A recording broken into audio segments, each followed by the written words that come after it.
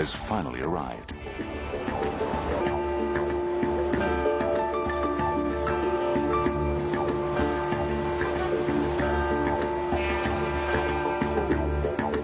Down by Sydney Harbour, crowds are already gathering for the countdown to tonight's fireworks spectacular. We're just the early bird group. We're a really big group, and we just got assigned the task of coming here and setting up the spot. We have been here since 11 o'clock. Up to 1 million people are expected, and the best vantage points are filling up fast. The authorities are out in full force. Back at the Transport Management Centre, vehicles are being diverted, and the city centre is being locked down. We've got a small amount of roads that have already been closed. Some of the lanes of the harbour bridge to assist with the fireworks going up. Security checks are conducted on vehicles within the vicinity. Here we've got another closure that hasn't quite gone in this yet. They're getting around setting up the infrastructure, so it looks like I'm out getting my hands dirty. Who said one person couldn't shut the whole city down? Transport Op Planner Aaron Gale has just a few hours to help transform downtown Sydney into one giant party venue. We have the rest of the closures coming for the Harbour Bridge and the rest of the city. These are all the closures that go in because there's so many pedestrians in on the roads now. The pedestrians are basically taking over the roads, so we've got to kick all the cars out. Everybody have their bags ready for inspection, please. By early afternoon, throngs of revellers flood most of the party sites. Locals and tourists, representing over 200 cultures, make Sydney New Year's Eve a truly cosmopolitan experience. Ladies and gentlemen, Mrs. McCoy's point is now full. People keep saying this is the best firework in the world. We've been coming down probably for the last 5 years, so we do it every year. We love it. Absolutely love it. Best spot in Sydney. Best spot in Australia, I reckon. To assist our security staff, please have your bags ready for inspection. Ready on the bridge, this is night. Up at event control, the meticulous preparations continue. Where do you need it? There's plenty at stake, a fact not lost on Sydney's Lord Mayor, Clover. So what else? It's an incredibly important event. We spent $4 million on doing it, but we recoup in terms of providing a wonderful vision of Sydney for people in the rest of Australia and, of course, people around the world.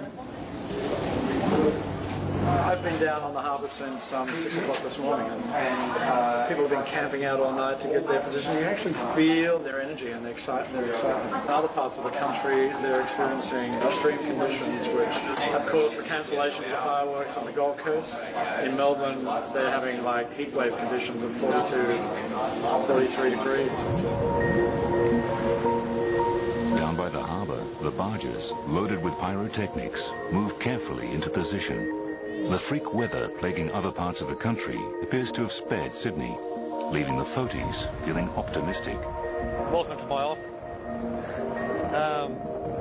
There's people working in high-rise buildings, stuck at a desk with a view like this.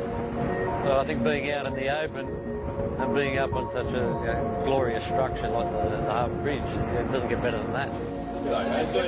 But Fortunato still needs to make sure nothing compromises his fireworks display tonight. Up on the Harbour Bridge, he conducts a safety and systems check. Safety is paramount, so we look at wind speed and wind direction, and then from there we make a decision on whether to go ahead with the fireworks or postpone and wait for a lull in the wind. Sydney's picturesque harbour has long been an attraction to the city's visitors. But while her banks provide a fantastic vantage point to witness the fireworks, some zealous partygoers will take to the waters themselves for front row seats. One of the most glamorous spots to ring in the new year is from the deck of the 19th century heritage ship, the James Craig. Please, we need to stay on the board all night long tonight, making sure that we keep an eye on all the passengers. We are all very aware of all the dangers on the ship as far as falling over and tripping. They are not. On board, the crew and entertainers will host up to 180 lucky guests. The night of a lifetime. And there's the small matter of ensuring it's a night to savour. Below deck, the chefs are hard at work in the ship's galley. This is cream leaf with Tasmanian salmon roe. It's really nice on the tongue with a few bubbles. Perfect for New Year's Eve. Meanwhile, First Mate Papa Georgiou signals his crew that the James Craig is ready for cast-off. Now hold the headline.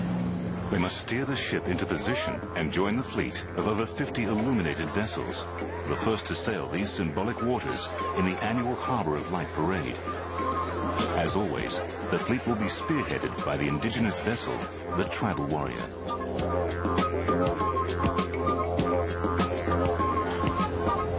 That is the Tribal Warrior. A lot of the people on it are actually Indigenous elders, so they are the owners of this country and this land, and they perform a smoking ceremony which cleanses the harbour of any evil spirits, and it welcomes all the visitors and locals to the harbour, and that's Indigenous people saying welcome to our land. The Tribal Warrior and accompanying fleet head out to welcome the new year. As night descends on the harbour, the air is thick with anticipation and excitement. Over at Event Control, the organisers must remain calm, yet vigilant. Everything's fine, the weather conditions are perfect. There is a 4 or 5 kilometre wind, which is a nice breeze to take the smoke away. So everything's looking good, the barges are in position. The Harbour of Light Parade is in full swing.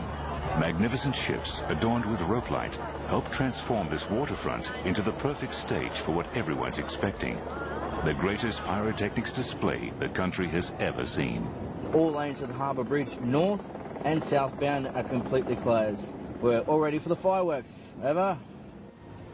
On the bridge, Fortunato takes centre stage, eager to unveil his latest rendition of pyro art. We're entertaining well over 1 million people in a 15-20 minute period that we're doing it, and everyone basically has a front row seat. It really doesn't matter where you're standing, you're able to have a good view. And at the end of the show, if the people cheer and roar, then we've obviously done our job as an entertainer. It doesn't matter whether you're young or whether you're old. You could be 6 years of age or 86. Everyone loves fireworks. Welcome to the club.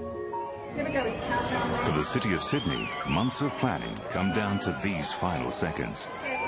A celebration to bring together an entire nation. 3, 2, 1.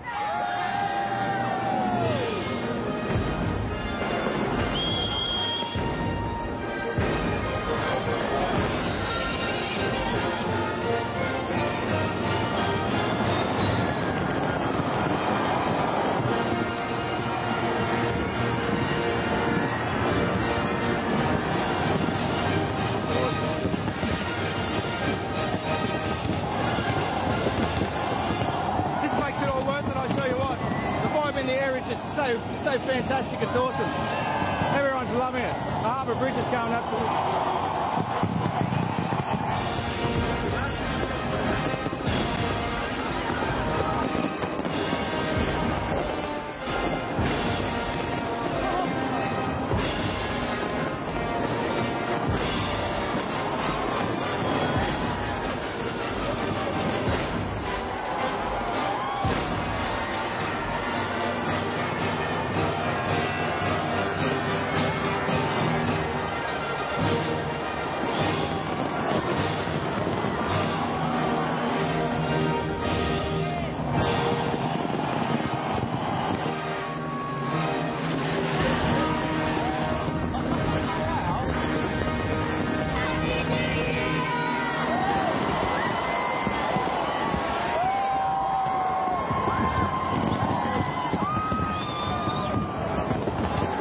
This has to be the most beautiful city in the world. Happy New Year. We'd heard about Sydney fireworks, and for the first time we were watching them. Absolutely amazing. It was awesome. Yeah, it was awesome. The ending of it was awesome. Loved it. Happy New Year, guys. We need to maintain this standard on a global scale, and we need to keep reminding the world that Sydney New Year's Eve is the best place to be on December 31, on any year. It's the wow factor for us. and we want people to have their jaws dropped to the ground. And we did that, so we're really proud.